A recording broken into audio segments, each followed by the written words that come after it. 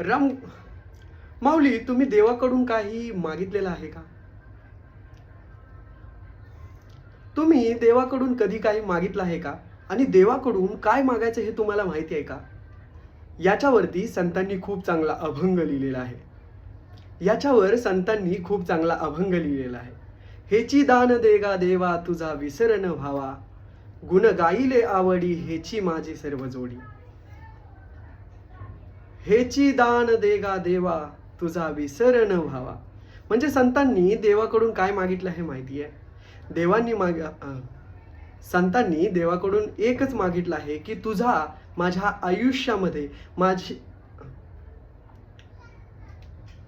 संतांनी देवाकडून मागितलं आहे ते म्हणजे हे की जोपर्यंत माझा प्राण जात नाही तोपर्यंत तुझा विसर न पडावा, असं संतांनी देवाकडून मागितलं आहे.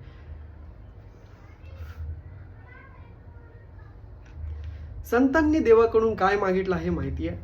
हेची दान देगा देवा तुझा विसर न व्हावा. संत म्हणतात, मला असं काहीतरी दान कर जेणेकरून मी तुझा माझ्या पिढ्यानपिढ्या कधीच विसर नाही पडणार. मला असं काहीतरी दान कर की माझ्या पिढ्यानपिढ्या तुला कधीच विसरणार नाही. तुझं नामस्मरण करत राहतील, तुझं गुण गात राहतील. याकरता संतांनी अभंगाद्वारे देवाकडून हे वचन मागितले. या अभंगाद्वारे संतांनी देवाकडून हे दान मागितलं आहे. मला सांगा, तुम्ही देवाकडून काय मागता हे खाली माऊली, तुम्ही देवाकडून काय मागता ना, हे खाली कमेंटमध्ये लिहायला कधीच विसरू नका. रामकृष्ण हरी.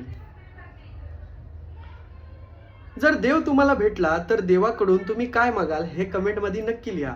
रामकृष्ण हरी.